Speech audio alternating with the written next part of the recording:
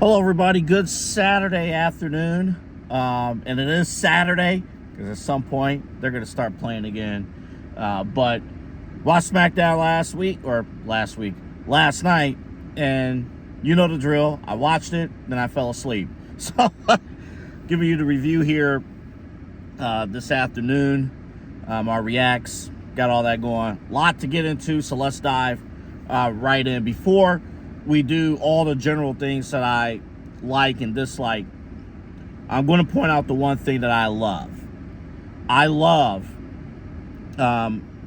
Look, I've expressed my thoughts about Hulk Hogan, and I'm not going to do it here. You can watch our last episode to see my thoughts. But I've never had more faith and trust in somebody leading a company, being the face and the voice of a company as I do with Triple H. The way that he handled the whole situation yesterday, treated it with class, and yeah, it was all you know how it is, but treating it with class. I felt comfort in with Triple H leading the way on things, and I was trying to think of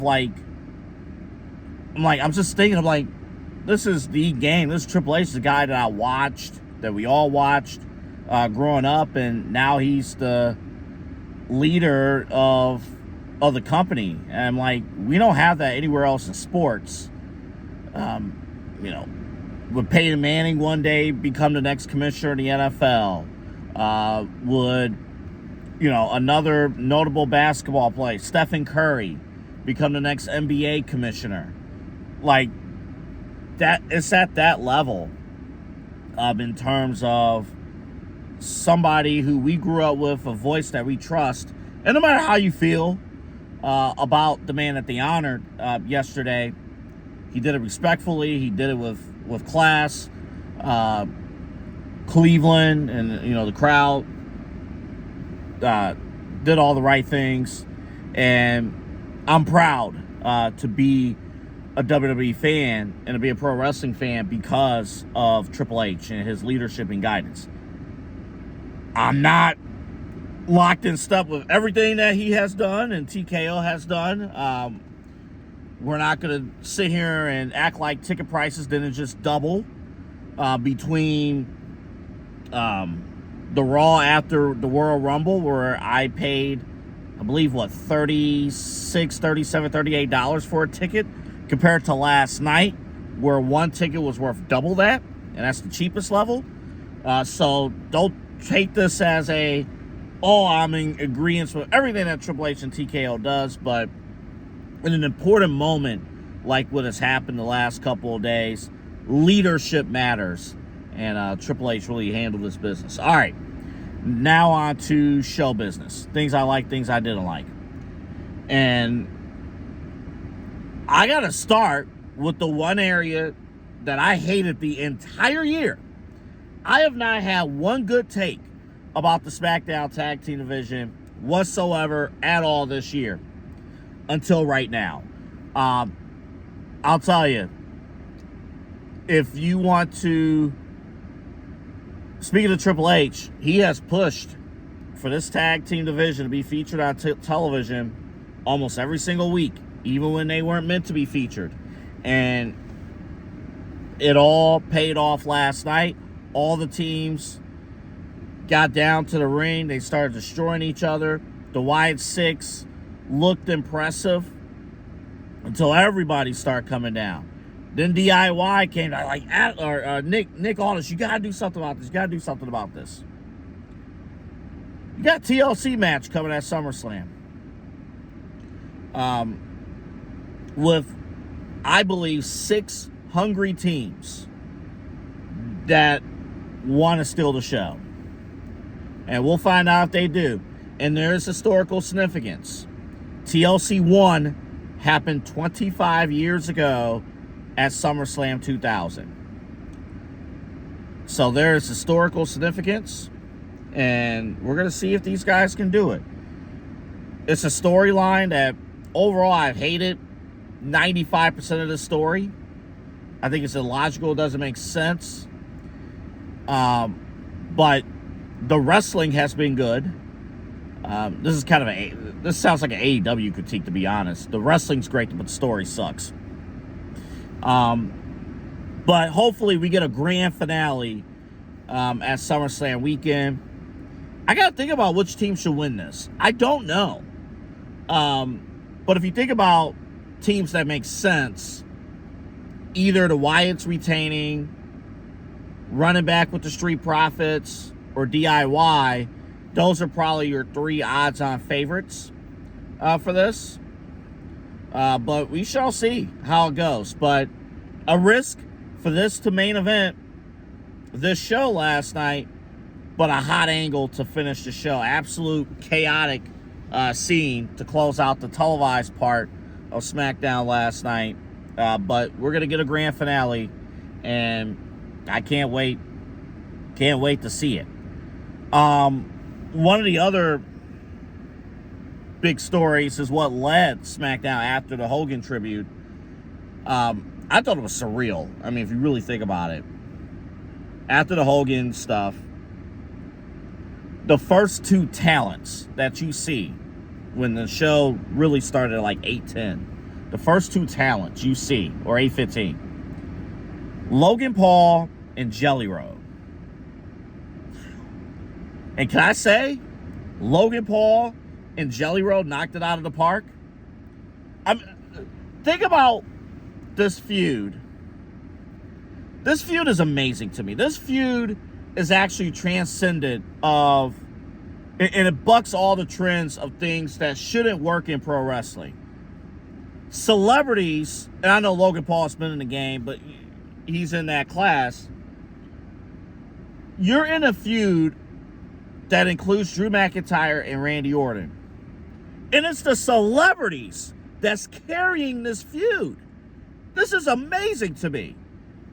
Logan Paul and Jelly Roll had 2 of the best promos of the entire week of pro wrestling. Logan Paul, who I expect, and then Jelly Roll. Jelly Roll probably cut this side of Roman Reigns this week. Jelly Roll probably cut one of the best babyface promos of the entire year in WWE. Couldn't believe it. And yes, Kyle was 100% right. The whole, I'm going to send your ass back to Westlake. Yes. Somebody gets it. And he, man, this is good stuff. And this is the type of feud I'm supposed to hate, but these MFers are knocking it out of the park. They're knocking it out of the park. So kudos to Logan Paul and Jelly Roll. Because really the story of this feud, to be perfectly honest, is, well, Logan Paul gets to tag in Drew McIntyre. Randy Orton, or Jelly Roll tags in Randy Orton. They don't have to do anything. It's Logan Paul and Jelly Roll carrying the feud. It's amazing. One other thing that I liked, I thought the show overall was fantastic. I thought the SmackDown crowd in Cleveland represented last night. The crowd was great all throughout. What else is new? One of the best wrestling towns in the world, right here in Cleveland, Ohio. Got to point out once again, absolutely love the progression of Charlotte Flair and Alexa. I want to talk specifically about Charlotte Flair for a hot second. It was the WWE Cleveland crowd, the Raw after Royal Rumble crowd, where Charlotte Flair was rejected 5 months ago as a babyface.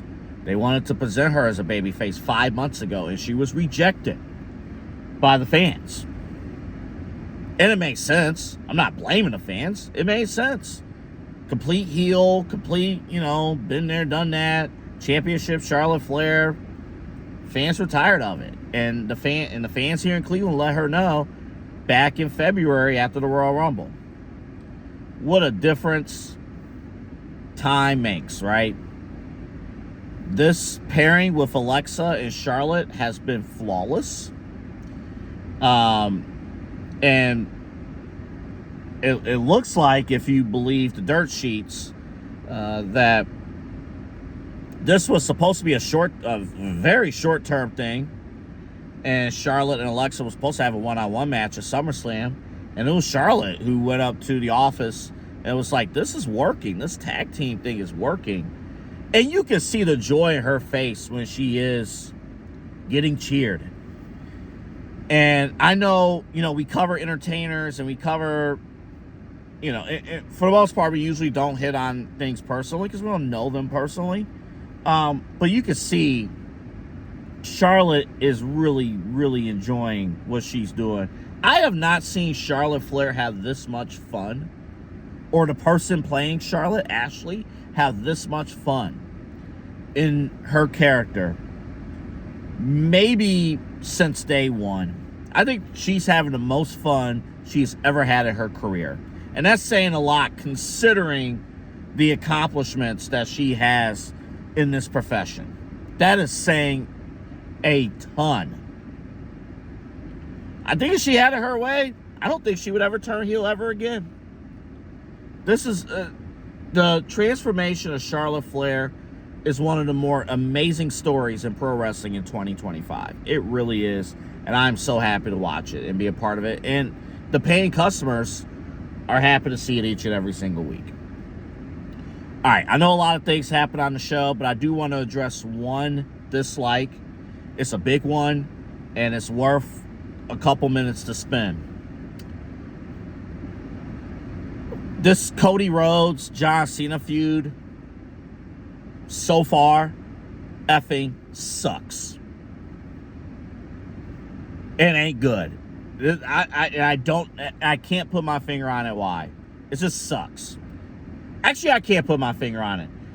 The storytelling is effing awful. So Cody comes out last night and says, I don't want the John Cena that's out here now. I want the John Cena that's kissing babies and doing all that. That John Cena's been gone for 8 months now. What are you talking about? That Cena is gone. And you're recycling, the writers are recycling the same language that Cody used back in March when they were feuding. So we're just going to we're running this thing back, and Cody, you're not giving Cody much material to work with here. And I think it's greatly affecting this story. Now, I'm not saying that, again, I think Cody Cena too. I think the match is going to be pretty good. And I think we're going to get a big finish at SummerSlam that's going to set the course for the rest of the year. I'm not saying this match shouldn't happen. But I'm saying right now, I think both championship feuds, Cody Cena 2 and Gunther CM Punk, are suffering greatly from the fact that WWE is running all of these premium live events or Saturday Night's Main Event, whatever it is, every 2-3 weeks. Some of these championship feuds need something to sink their teeth into, and they don't got it. And it's amazing because both championship feuds are struggling, and the rest of the card is fine. I mean, I think there's 12 matches booked across 2 nights now with the TLC match. The other 10 matches are fine as far as as far as storytelling. They're all ready to go. Every single one of them is locked in, ready to go. The 2 championship, the 2 world title matches, the 2 world title feuds, both lack substance. Now, with Gunther and CM Punk, I somewhat understand because their feud just started. But Cody Cena was your freaking WrestleMania main event. And that feud, due to internal factors and external factors, has been cursed since day one. Whether Travis Scott was supposed to be a major part of this feud and he bailed. Was The Rock and TKO supposed to book this feud? And then, that went against the wishes of Triple H. Like, whatever it was. And then, I can't even say, like, Cena's part-time schedule, because Cena's been there basically every single week. And he's going to be back this Friday. So, I can't put my finger on it, other than bad storytelling. Like, so far, as of July 26, 2025, Cody Rhodes versus John Cena has been the most disappointing feud in WWE in 2025. So I hope that next week there's some big swerve. Something happens next week, and then they're going to have their SummerSlam match. But this feud is not doing a good job of bringing home the bacon. It has been an absolute atrocity of a feud. What is not an atrocity is W Energy, w.gg. That's where you can get your energy drink samples. And, of course, you're working out on this weekend. You need something that will, you can tell the difference between a good energy drink and a bad one. This energy drink takes care of your body. No sugar, no artificial flavors. It gets you going. It gets the people going. Whether it's for a workout, whether it's to get yourself going for the day. No matter what. W Energy. And you get it now, w.gg. That's the website. And type in the code SHWP10. Get 10% off of your orders. All right. We went over. Enjoy your weekend. We're back at it Monday. And with the Raw reacts from myself and Kyle as we get you ready for SummerSlam.